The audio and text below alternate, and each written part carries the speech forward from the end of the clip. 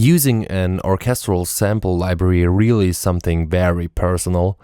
Users have specific workflows and special techniques they want to use with our collections. And that's why user customization is an important part of CAPSULE.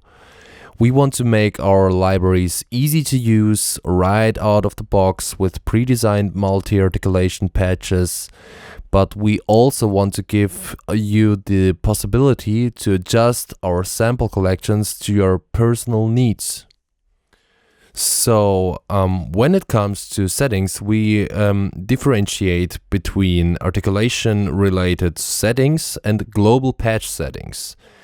In our single articulations, you'll find all settings in the Settings tab with a tool icon. In our multi-articulation patches, the articulation-related settings can be found by clicking on the articulation label and then the button with the tool icon. The global patch settings can be found in the Settings tab.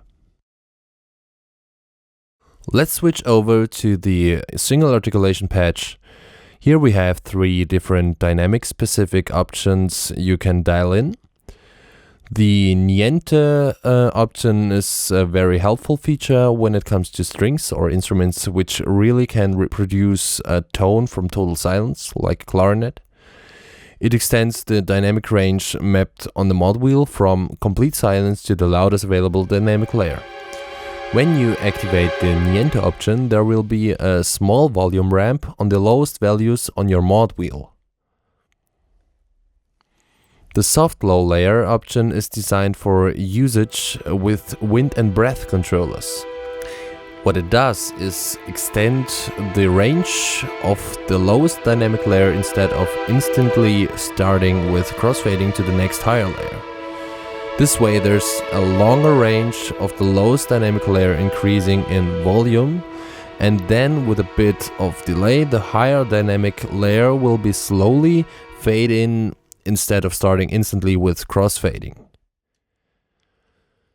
Some sample collections like Berlin Strings offer natural playing noise samples like the bow noises. But when we use the Niente option, the bow noises will be faded in from complete silence as well. Now the trick is that we can ignore these bow noises from that Niente option. That means that regular samples will have the small volume ramp, but the noises will be treated the regular way. Like with real strings, you can hear the bow noises and then the tone will come through slowly. In CAPSULE you can also disable specific dynamic layers.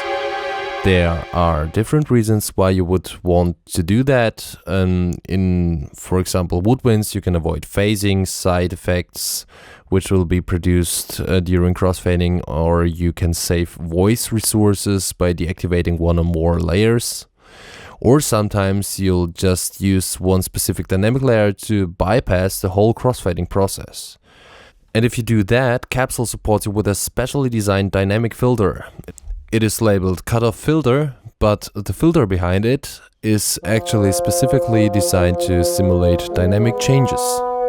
Let's activate it to listen how it sounds.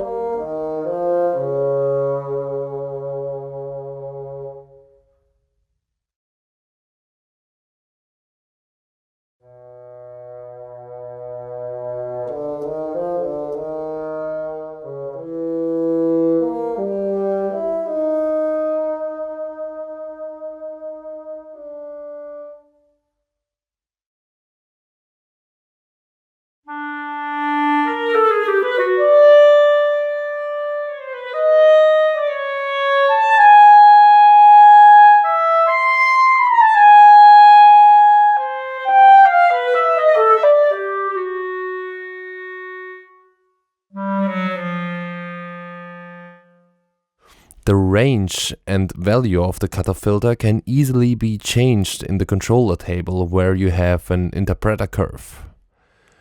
But more about that later. Here you can change the attack curve, and the release.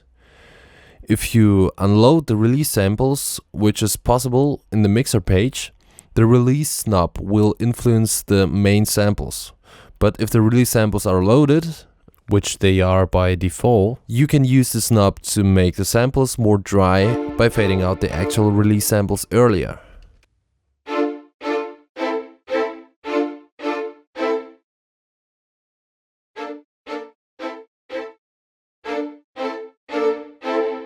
That means you really have control over the natural room ambience within CAPSULE. We also decided to provide total control over round robins. Round robins are real recorded alternative samples switched to automatically to avoid the dreaded machine gun effect and to add more realism to the samples.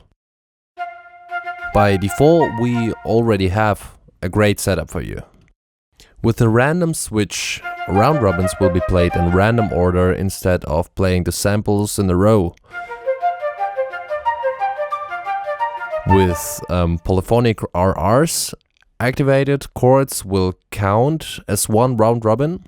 Otherwise, each played note, regardless whether played after each other or in a chord, counts as one round robin. The new note resets option is made for note repetitions, where you want to reset the round robin cycle with every new pitch.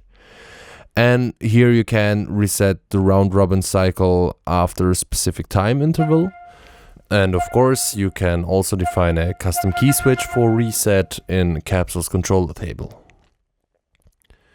Each round robin can also be deactivated by clicking on its respective radio buttons, which also saves system memory, and you can also see in real time which round robins are played.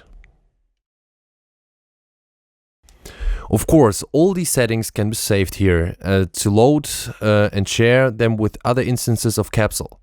Or you can store one setting as default per collection by clicking on the Save DFT button and reload it with the Load DFT button.